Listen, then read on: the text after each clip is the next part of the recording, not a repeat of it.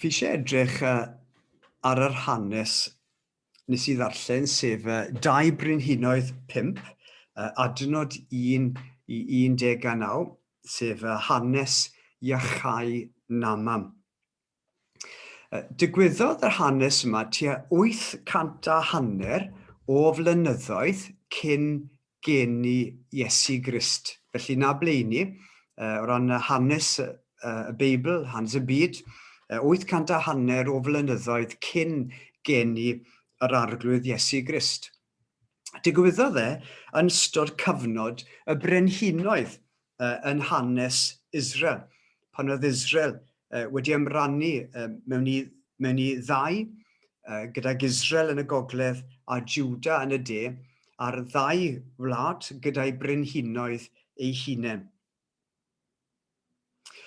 Nawr, pwy oedd Namam? Wel, capten byddin brenin Syria oedd Naman. Oedd gwlad Syria i'r gogledd ddwyrain o Israel. Dyw'r hanes ddim yn enwi brenin Syria, ond mae rhai yn meddwl mai Ben-Hadad yr ail oedd brenin Syria ar y pryd. Nawr oedd Naman, sef capten ei fyddin, yn uchel iawn yng ngolwg y brenin, yn fawr ei barch hefyd gan bobl y wlad, oherwydd oedd Naman trwy'r fyddin wedi achub, wedi gwaredu Syria o'i gelynion hi.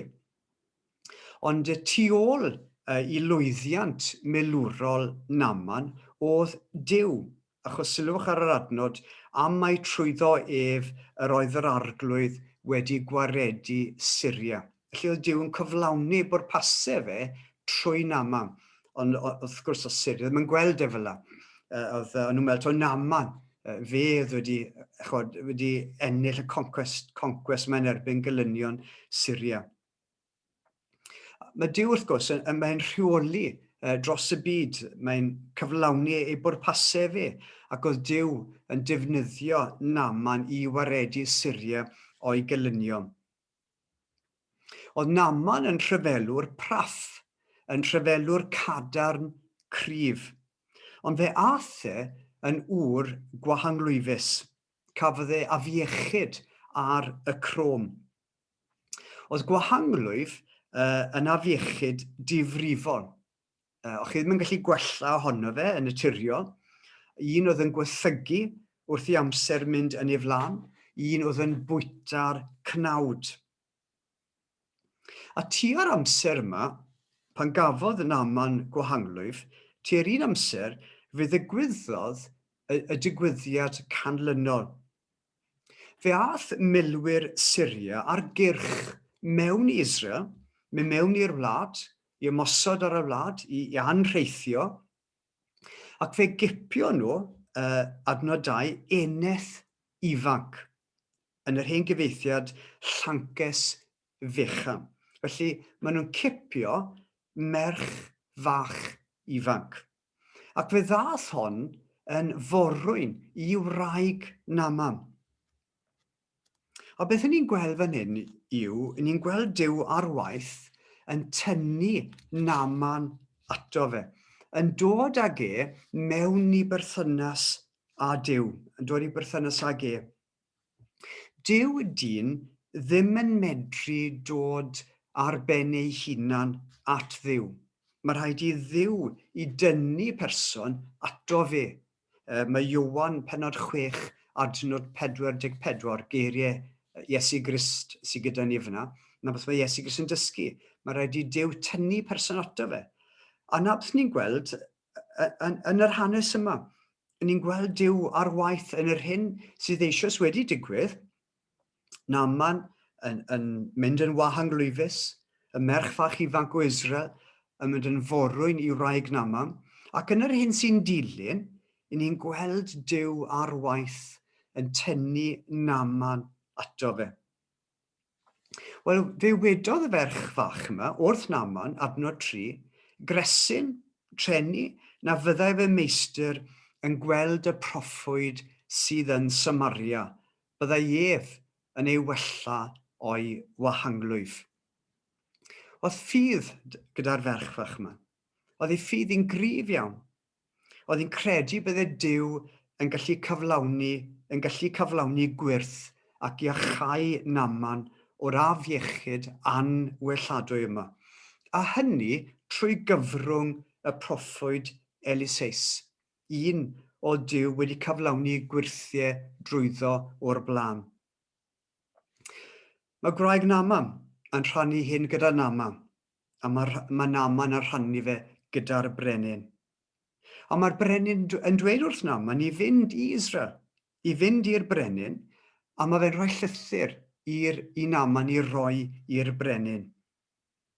Nawr, dyw'r hanes eto ddim yn enwi brenin Israel, ond mae rai yn meddwl mai Jehoram, sef mab Ahab oedd e. 2 Brenhinoedd pennod 1 adnod 17 a pennod 3 adnod 1. Felly mae rai'n meddwl taw Jehoram mab Ahab oedd y brenin. Felly dyma chi Naman, mae'n mynd i Israel, Samaria siŵr o fod, prif ddinas Israel. Mae'n mynd gyda'i ferch a'i gerbydau, a mae'n mynd â llythyr gydag e. Mae'n mynd â rhodd gydag e, 10 talent o arian, mae hynny'n cyfateb i 340 kilogram o arian. Mi'n gwenu fan hyn achos mae gen i mathemategwr yn y genulleidfa.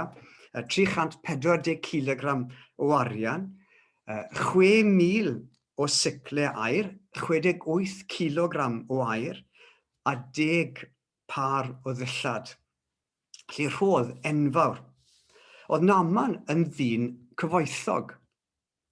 Nawr, ar sail pris aur ac arian heddi, gweithiais fe mas yn gloi, lle chi fynd ar y we a gweld beth yw pris hyn a hyn o bwysau o aur ac arian, bydde'r arian ac aur yma'n cyfateb heddi tua 2 miliwn o bunnoedd. Na faint gweithiais i fe mas, tua 2 miliwn o bunnoedd. Mae'n cyrraedd Israel, mae'n gweld y brenin, a mae'n rhoi'r llythyr i'r brenin.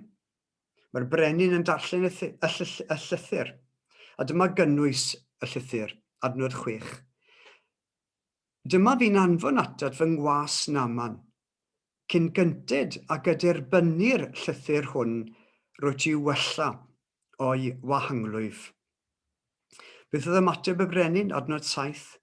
Pan ddarllenodd brenin Israel y llythyr, rhwygodd ei ddillad a dweud, ai Duw o'i fi, i beri marw neu fyw, bod hwn yn anfon ataf i wella dyn o'i wahanglwyf?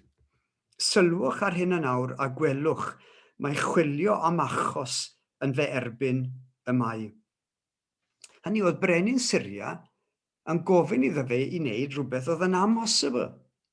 A mae fe'n cyhuddo fe o edrych am esgus i ymladd. Oedd ei ymateb yn wahanol iawn i ymateb y ferch ifanc. Beth ni'n gweld fan hyn yw panic. So ni'n gweld ffydd yn niw. A dwi ddim yn meddwl am y proffwyd Eliseis. Yn sicr, oedd yn ymwybodol ohono fe. Yn sicr, bydde fe wedi bod yn ymwybodol o'r gwirthiau o Duw wedi cyflawni trwyddo fe.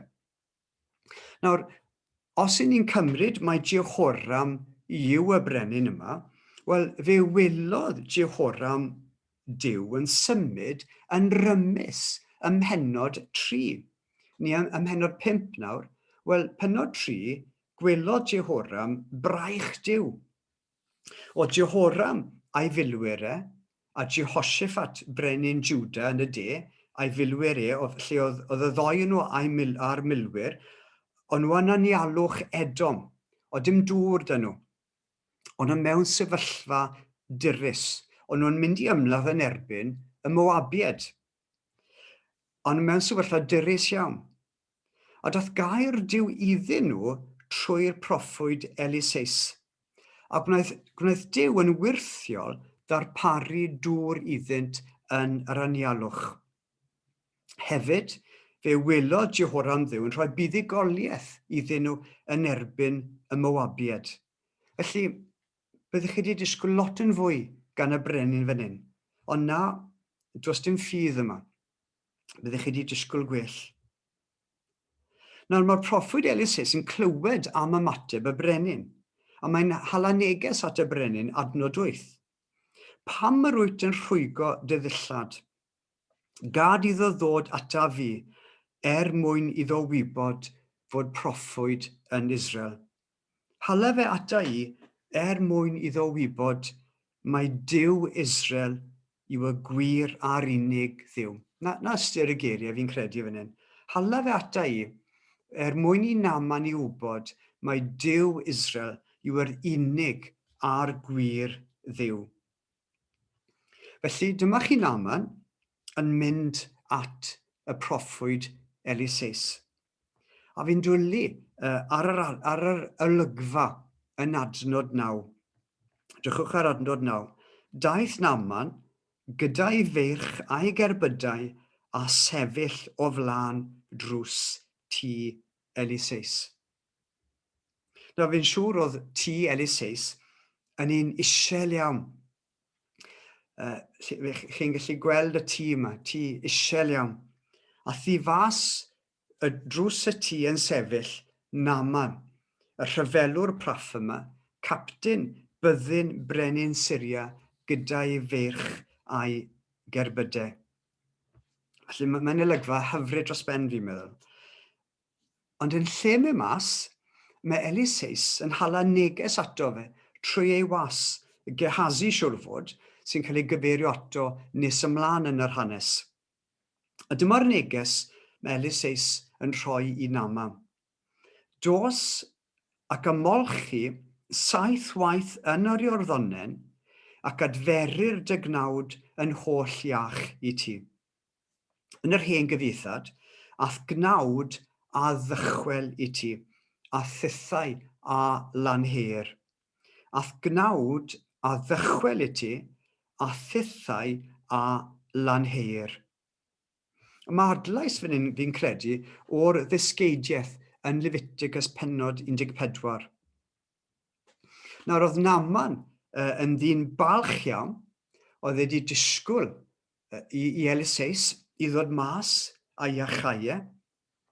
A ni'n darllen bod Naaman wedi ffromi. Oedd wedi disgwyl iddo fo mas, llawn balchder, mae'n ffromi. Yn lle gwneud beth oedd Elisais wedi dweud wrtho fe i wneud, yn lle mynd ôl, yn ei falchder, dyn ffôl iawn, mae'n penderfynu mynd ôl i Syria. Adnod 11-12. Meddyliais y bydde o leiaf yn dod allan a sefyll a galw ar enw'r arglwydd ei ddiw, a symud ei law dros y fan a gwella'r gwahanglwydd, onid yw Abana a Pharphar, y fonydd Damascus, yn well na holl ddyfroedd Israel. O'n i allan ymolchi yn ddynt hwy a dod yn lan. A mae'n troi ei gerbyd e. Mor ffôl ydy e. Mae wedi teithio'r holl ffordd. Elisais wedi gweithio fe beth i wneud, ond mae'n mor prawd. Sa'n mynd i'r Iorddonen. Mae'n troi ei gerbyd. Mae'n dechrau ffordd nôl i Syria. Ond mae'r gweision yn dweud fe. Petai'r proffwyd wedi dweud rhywbeth mawr wrthyt, ond i fyddet wedi ei wneud. Onid rheitiach felly gan mai dim ond ymolch a bydd lan a ddywedodd. A mae Naaman yn gwrando. Eto chi'n gweld, i ni'n gweld Duw yn tynnu Naaman. Mae yna raff, i ni'n ffili gweld fan hyn, raff ysbrydol, mae Duw yn tynnu y dyn balch yma, mae'n tynnu Naaman, dyn o'r byd, mae'n tynnu Naaman ato fe. A mae Naaman yn ymostwng. Mae'n mynd mewn i'r Iorddonen, yn ymdrochi 7 weithiau. Felly mae'n wir wedi ymostwng. Dwi ddim yn mynd mewn unwaith o diwedd a meddwl, mae hwnna'n nonsens. Na, mae wedi ymostwng. Mae'n mynd mewn o dan y dŵr 7 weithiau. Ac ar ôl ymdrochi y 7fed tro, adnod 14, daeth ei gnawd yn lan eto fel cnawd bachgen bach. A mae hwnna'n ddisgrifiad hyfryd iawn. Nawr, nid yn unig cafodd Naaman glanhad, achos na'r gair sy'n cael ei defnyddio fe, daeth ei gnawd yn lan eto. Nid yn unig cafodd Naaman glanhad, wedyn ni i achadym, ond defnyddio'r gair sy'n cael ei defnyddio yn adnod 14. Nid yn unig cafodd Naaman glanhad corfforol, ond hefyd fe gafodd e glanhad ysbrydol yn ei galon e, yn ei enaid e. Oedd y glanhad corfforol oddi wrth y gwahanglwyf, oedd e wedi digwydd, brwch can ddeall, ond oedd e hefyd yn ddarlun o'r glanhad mewnol ysbrydol oedd Naaman wedi cael.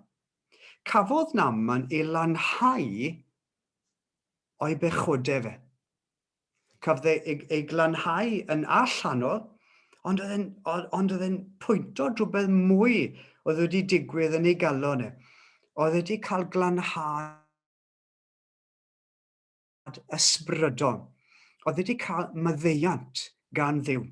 Oedd wedi dod i adnabod Duw.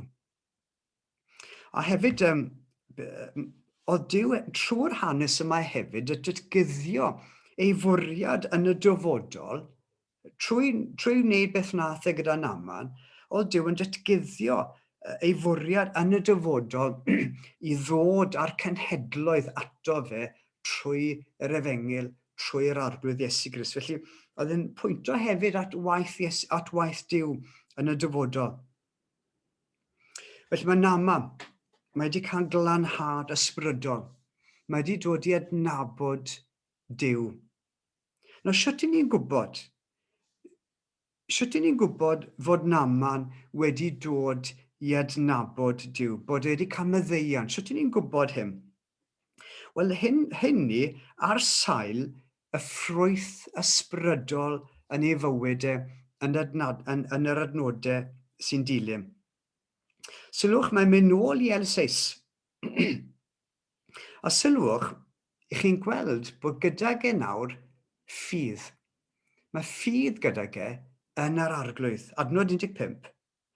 Dyma fi'n gwybod yn nawr nad oes Duw mewn un wlad ond yn Israel. Chi'n gweld, mae wedi dod i weld.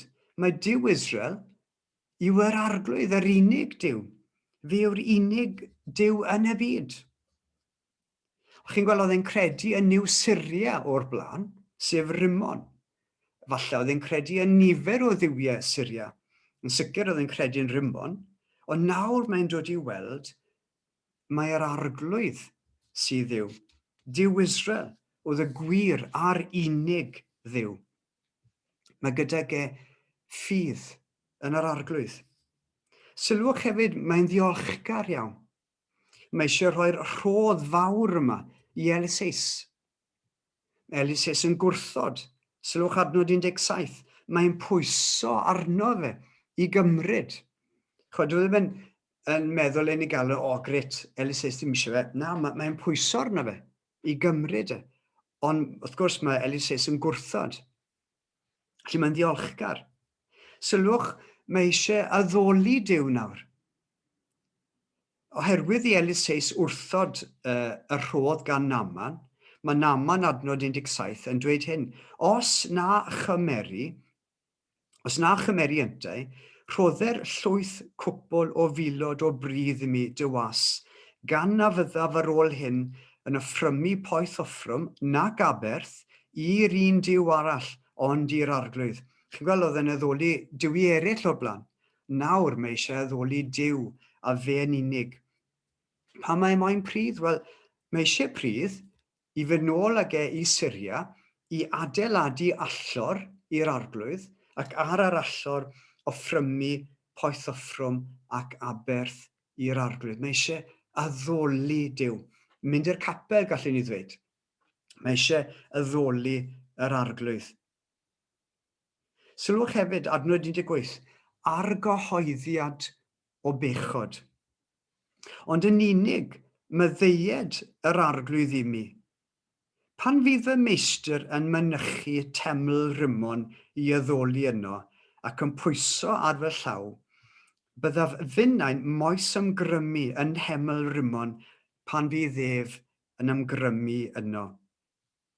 Chi'n gweld, oedd ei frenin yn oedrannus. oedd e'n pwyso, oedd eisiau help Naaman i fynd ag i deml y gai ddiw Rimon. A pan oedd y brenin yn ymgrymu, bydde Naaman hefyd yn ymgrymu o flaen Rimon. Nawr o blaen, wrth gwrs, oedd Naaman yn credu'n Rimon, ond nawr dyw e ddim yn credu. A mae'n rhaid gweld bydd yn ôl i Syria, bydd y brenin yn gofyn am ei help, ac oedd e'n meddwl yn uchel o'r brenin, bydde'r brenin yn ymgrymu, a phan fydde fe'n ymgrymu, bydde e hefyd yn plygu. Dim achos bod e'n credu yn Rimon, na, dim o gwbl, achos mae'n credu yn niw nawr, ond bydde fe'n neud e mas o barchu'r brenin. Ond mae'n gwybod bod hwnna'n wrong, chi weld. Mae'n rhoi'r argraff bod e'n addoli Rimon, a mae'n gwybod bod hwnna'n wrong. Be sy'n digwydd fan hyn? Wel, mae'r ysbryd glân, chi weld, yn pwynto rhywbeth mas yn ei fywyd sydd yn wrong. Argyhoeddiad o bechod. Maddeued yr arglwydd i ddwas am y peth hwn. Mae'n rhyfedd yn odio. Mewn tua 5 munud, llai na hynny, beth bynnag oedd wedi hala iddo fe mewn i'r dŵr 7 o weithiau, mae Naaman wedi newid yn llwyr. Mae jyst wedi cael ei draws newid. Mae Duw wedi gwneud yn berson newydd. Mae'n gread newydd. Beth ni'n gweld yn yr adnodau yma yw ffrwyth ysbrydol. Mae Naaman wedi dod i adnabod Duw. Mae wedi cael ei lanhau o'i bechodau fe. Mae'n hanes mor hyfryd. Be sy'n digwydd i Naaman fan hyn yw'r gwmws yr un peth ac sy'n digwydd i Zacchaeus yn y Testament Newydd. Heddiw, daeth iachawdwriaeth i'r gŵr yma. Ceidwad y carchar, newidodd e'n llwyr. Yr un peth sy'n digwydd fan hyn i Naaman. Wel, fi eisiau ni'n dod i'n agosau at y diwedd. Odi ni wedi dod i adnabod Duw? Rai o'n ni sy'n gwrando nawr, rai falle fydd yn gwrando ar y fideo nes ymlaen. Odi ni wedi dod i adnabod Duw? Odi ni wedi cael ein glanhau oddi wrth ein pechodau ni? Fel i ni'n dod i adnabod Duw, fel i ni'n cael maddeuant am ein pechodau, mae angen maddeuant arno ni, chi'n gweld. Ni wedi torri'r deg o'r chymyn, ni wedi torri cyfres Duw. Mae eisiau maddeuant arno ni. Fel i ni'n cael maddeuant gan Dduw, braidd ni sefyll o flaen Duw rhyw ddiwrnod, pan fyddwn ni'n gadael y byd yma, fel i ni'n cael maddeuant gan Dduw am ein pechodau. Fel i ni'n dod i adnabod Duw. Wel, mae rhaid i ni ymostwng, fel nath Naaman. Mae rhaid i ni ymdrochi yn yr iorddonen mae Duw wedi darparu ar ein cyfer ni. A'r iorddonen hwnnw yw yr arglwydd Iesu Grist.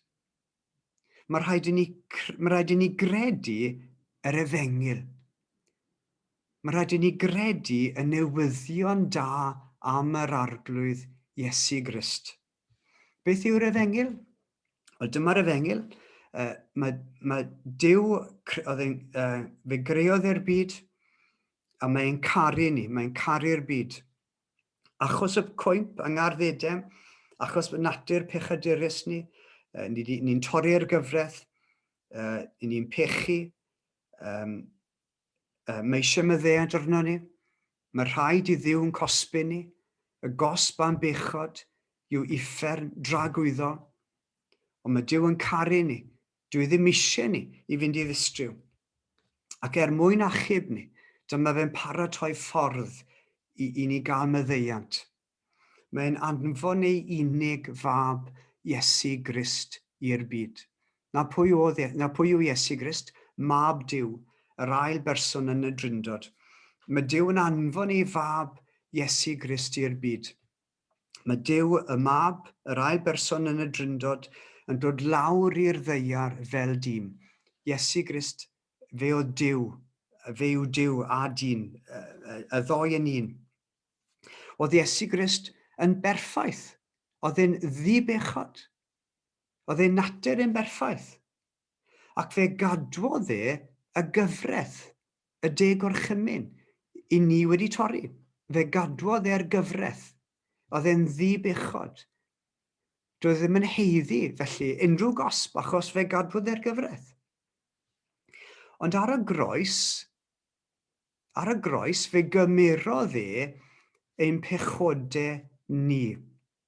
Pob pechod i chi a fi wedi cyflawni, fe gymerodd Iesu Grist ein pechodau ni ar y groes, arno fe hunan. Mae'n cymryd ein pechod ni ar ei hunan ar y groes. Ac ar y groes, mae'n dioddau y gosb dylsyn ni fod wedi dioddau am ein pechodau ni yn uffern. Mae'n dioddau yn ein lle ni ar y groes ar Galfaria. Mae'n marw yn talu'r pris hwnnw. Mae'n cael ei gladdu. Ac ar y trydydd dydd mae Duw y Tad yn ei atgyfodi fe oddi wrth y meirw. Oedd e'n bles gyda gaberth ei fab. Oedd yr hyn oedd ei fab wedi wneud yn ddigon i dalu pris pechod dim. Nawr, i ddod i adnabod Duw, i gael maddeuant, mae rhaid credu'r neges yna. Mae rhaid credu y newyddion da am yr arglwydd Iesu Grist. Mae rhaid credu'r neges yna. Mae rhaid ymdrochi yn y neges yna. Mae rhaid ymdrochi yn yr iorddonau, yn yr arglwydd Iesu Grist. Does na ddim abana arall i gael. Does na ddim iorddonau arall i gael. Mae na ddigon o abana a pharffar arall i gael os. Ond un iorddonau sydd, un efengel sydd, un ffordd sydd i fod yn iawn gyda Duw. A mae rhaid i ni ymdrochi yn yr iorddonau. Mae rhaid i ni mynd mewn i'r arglwydd Iesu Grist trwy ffydd, credu y newyddion da am yr arglwydd Iesu Grist. Nawr, odych chi wedi credu'r neges yna? Odych chi wedi credu yn Iesu Grist? Odych chi'n pwyso ar yr arglwydd Iesu Grist i wneud chi'n iawn a Duw? Mae eisiau maddeuant arno ni gyd, chi'n gweld? Mae eisiau maddeuant arno ni. Ac un diwrnod byddwn ni'n gorfod sefyll o flaen Duw. Mae eisiau maddeuant arno ni. Ac i fod yn barod, i fod yn iawn gyda Duw, mae rhaid i ni fynd i mewn i'r iorddonau. Mae rhaid i ni i fod yn Iesu Grist trwy ffydd, trwy gredu yr efengil. A phan i ni'n credu yn yr arglwydd Iesu Grist? Pan i ni'n cael ein uno gyda Iesu Grist trwy ffydd, i ni'n dod i adnabod Duw.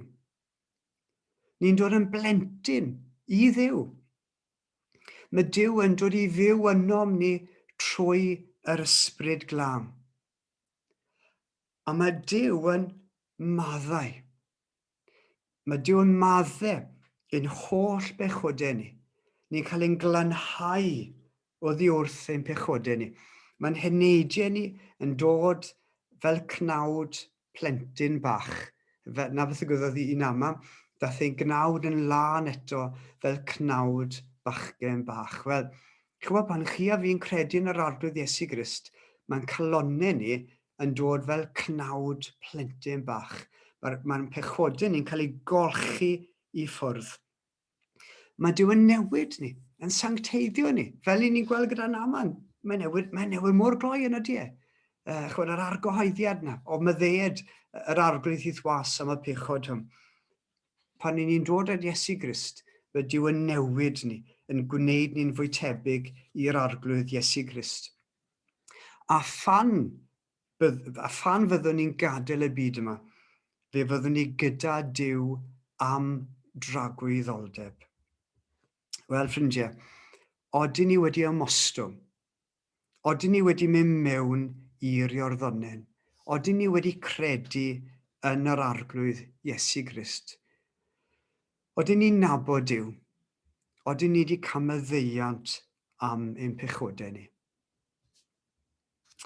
Wel, ni'n mynd i ganu nawr yr emyn 308, emyn 308.